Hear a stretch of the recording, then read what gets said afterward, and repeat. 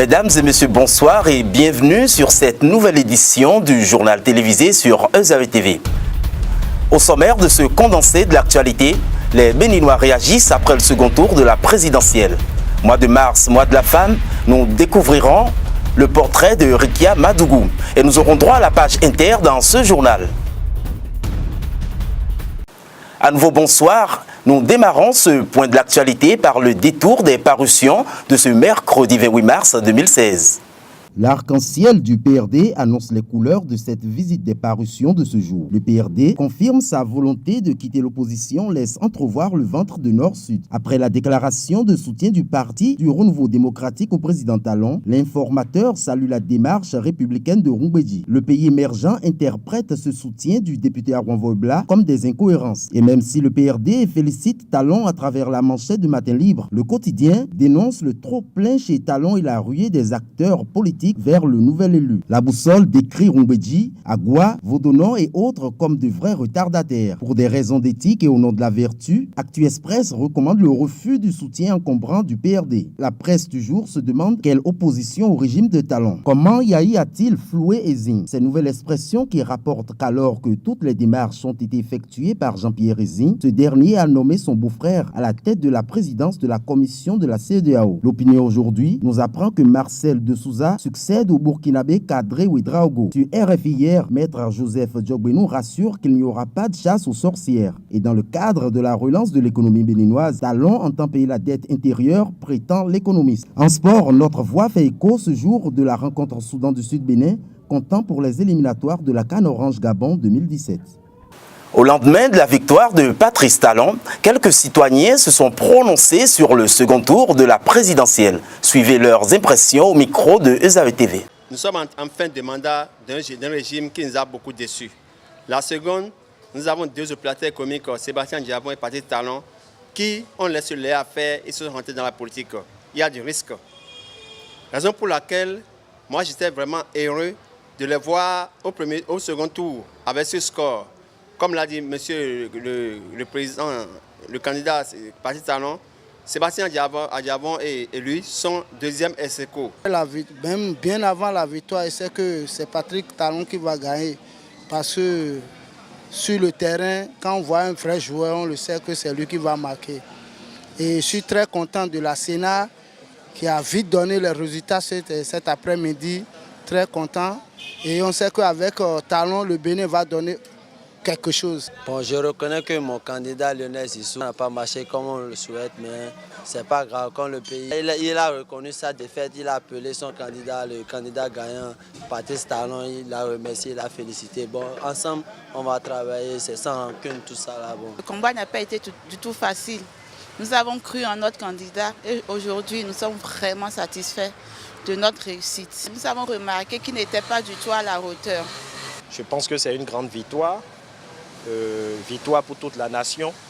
Je pense que par les résultats déjà qui sont sortis des urnes par rapport au compte de la Sénat, je pense que les Béninois ont encore prouvé que cette nation est une nation d'exception et cela sera une preuve qui amènera certainement les autres nations à croire en la démocratie. Nous avons fini les élections en paix, il n'y a pas encore eu de violence une dernière fois et tout va bien, nous sommes en paix.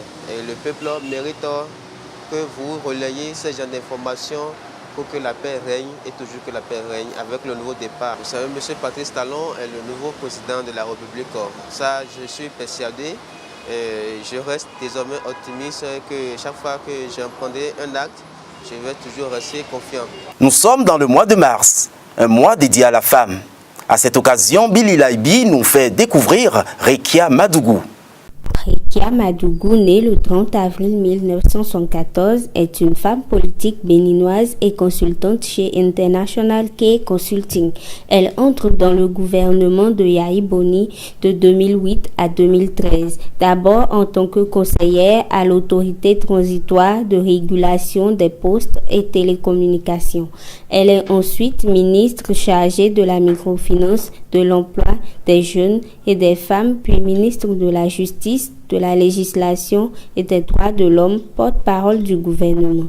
En 2007, elle est distinguée Woman of Courage Award par le gouvernement américain. En 1998, Rekia Madougou décroche un diplôme d'ingénierie commerciale à l'Institut supérieur européen de gestion de l'île et un diplôme de l'École des hautes études internationales de Paris. Elle démarre sa carrière en tant que directrice commerciale, notamment pour Volkswagen, constructeur automobile au Bénin. Elle fonde son propre cabinet de conseil International Key Consulting. Elle est mariée à Ahirinu Yedo Gérard Francky et mère d'un enfant. Ils sont nombreux à s'orienter vers le métier de dépannage des appareils électroniques sans aucune formation initiale. Sylvie Kounako s'est intéressée à ce corps de métier face à ses exigences. Suivez son reportage. Le service de dépannage consiste à réparer les appareils électroniques, ordinateurs, portables, postes radio, téléviseurs, ventilateurs, groupes électrogènes. Au Bénin, cette activité est bien en vogue et Biokou Paul est un praticien. On fait l'entretien des groupes électrogènes, les régulateurs, on les dépanne, mais les aspirateurs, et en plus, on fait la rebobinage. Comme lui, ils sont nombreux à exercer le métier de dépannage sans une formation professionnelle. Au moment que je fréquente encore, là, je touche encore aux appareils électroniques. Face au professionnalisme, certains sont obligés de se porter vers d'autres métiers.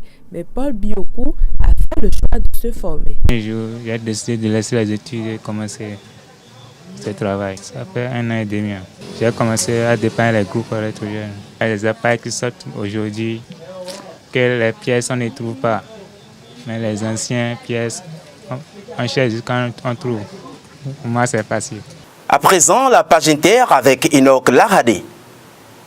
Tout comme au Bénin, c'est déjà la fin du scrutin présidentiel au Niger. Le président Mahamadou Issifou a été réélu pour un second mandat avec 92,4% des voix selon les résultats globaux provisoires communiqués par la Commission électorale nationale indépendante. Son rival Ama Amadou, le candidat de l'opposition qui avait décidé de boycotter le scrutin, n'obtient que 7,5% des suffrages. La participation qui était le principal enjeu de ce scrutin est de 59%, un chiffre contesté par l'opposition. Parlant toujours élection présidentielle, mais cette fois-ci au Congo-Brazzaville, où le président sortant Denis Sassou Nguesso est donné largement en tête du premier tour de la présidentielle selon les résultats partiels. L'opposition qui conteste ce scrutin demande au peuple d'exercer sa souveraineté. Selon ces résultats partiels, annoncés mardi 22 mars, 2 jours après l'élection présidentielle, Denis Sassou Nguesso est en tête avec 67,2% des voix. Le Sénégal est toujours dans l'attente des résultats officiels du référendum de ce dimanche 20 mars. Le projet de révision de la Constitution proposé par Macky Sall, projet en 15 points, dont notamment la réduction des prochains mandats présidentiels de 7 à 5 ans ou encore le droit à un environnement sain pour les populations, est donc d'après les premières estimations validées. La presse et la mouvance présidentielle ont annoncé une victoire du oui le lundi 21 mars avec plus de 55% des suffrages. Le ministre de l'Intérieur a lui annoncé ce mardi que le oui l'emporterait avec plus de 62% des suffrages. Bonne nouvelle en Côte d'Ivoire. Le suspect principal de l'attentat de Grand Bassam, identifié. 15 personnes ont été arrêtées dans le cadre de l'enquête sur l'attaque djihadiste du 13 mars. Kunta Dalla, le principal suspect, est activement recherché. Les autorités ont présenté à la presse une photo apparemment prise par une caméra de surveillance d'un homme de peau noire, cheveux rasés et portant une tunique blanche et verte.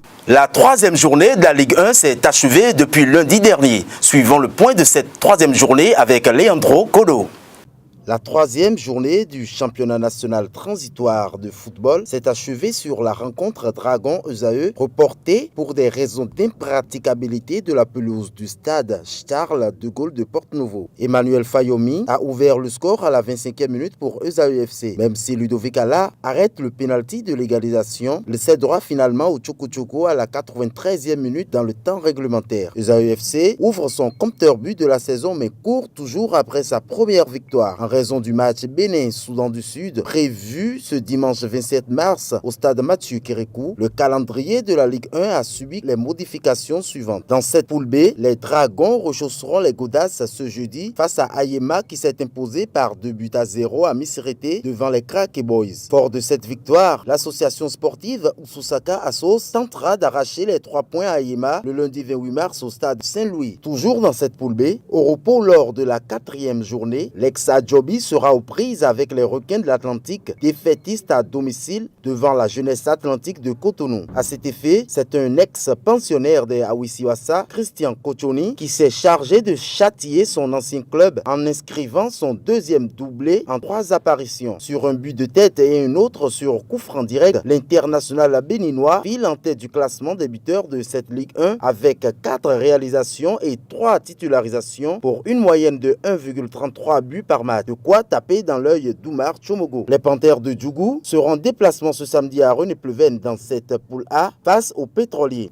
Le Mogas 90 qui s'est incliné devant les électriciens à Coronon le vendredi dernier défiera à 14h les anciens coéquipiers de Anzemon Gounou qui ouvrira peut-être son compteur but cette saison. Un peu plus tard à 16h, toujours sur la même pelouse, l'AS Police s'expliquera devant les Buffles. Un peu plus tard à 16h, toujours sur la même pelouse, l'AS Police s'expliquera devant les Buffles du Borgou. Tombeur de Tonnerre FC de Boycon, les Buffles se relanceront face aux policiers de Hubert Renfort. Le stade général Mathieu Kérékou accueillera le derby Énergie Aspac le lundi 28 mars. Judicaël Agbokou s'efforcera à réussir son 4e clean sheet face à l'Aspac qui a fait service minimum grâce à Maman Souraka, un habitué du stade Achoukouma. Les portuaires s'installent confortablement dans le fauteuil de la Ligue 1. La rencontre Dragon-Jacques à CDG prévue ce lundi 28 mars viendra clôturer cette nouvelle programmation mise à disposition par le président de la Ligue nationale de football, Quentin Dida. Les écureuils mènent par 1-0 à Juba contre le Soudan du Sud actuellement dans le cadre des éliminatoires comptant pour la CAN Orange Gabon 2017. Nous reviendrons dans une autre édition pour le résumé de cette rencontre. C'est la fin de cette édition que je vous remercie d'avoir suivi sur EZAE TV. Restez connectés www.ezaetv.com.